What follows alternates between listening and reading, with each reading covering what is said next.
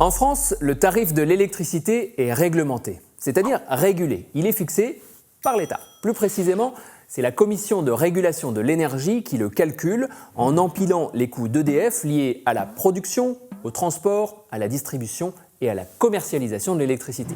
Jusque-là, c'est logique, on paye ce que ça coûte.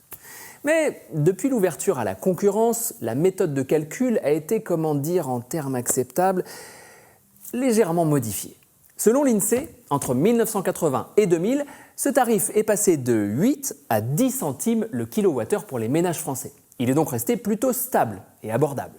Mais entre 2000 et 2024, il atteint 25 centimes, soit plus du double. Les coûts de production d'EDF sont restés pourtant plutôt stables. Alors, où est le problème ? La réponse est du côté de la CRE, puisque c'est elle qui calcule le tarif réglementé.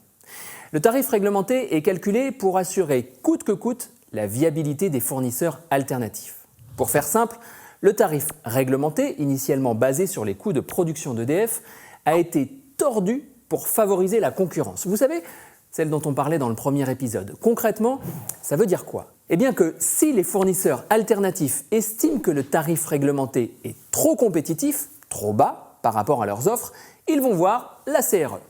Leur demande est alors simple, augmenter le tarif réglementé pour qu'ils se retrouvent au-dessus de leur prix. Ouf, ils peuvent souffler, le marché est à eux.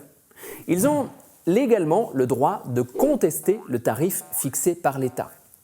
C'est inscrit noir sur blanc dans ce document officiel de la CRE. Les représentants du personnel d'EDF, accompagnés d'experts, ont décortiqué la formule du calcul du prix réglementé par la CRE. Dans ce calcul, aux côtés des coûts de production d'EDF, ce qui est normal, on y trouve un élément intitulé « les effets de marché ». C'est tout simplement la part de tarifs modulables pour répondre aux réclamations des fournisseurs alternatifs et assurer leur rentabilité. Devinez quoi ? Les effets de marché composent plus de 50% du prix que vous payez. La conséquence est simple. Le tarif de l'électricité est littéralement déconnecté de son coût de production réel. Et la différence, le coût de marché, c'est vous qui la payez. C'est surtout à cause du marché, qui est volatile, instable, sur lequel les prix font du yo-yo en fonction des conflits et de la situation géopolitique.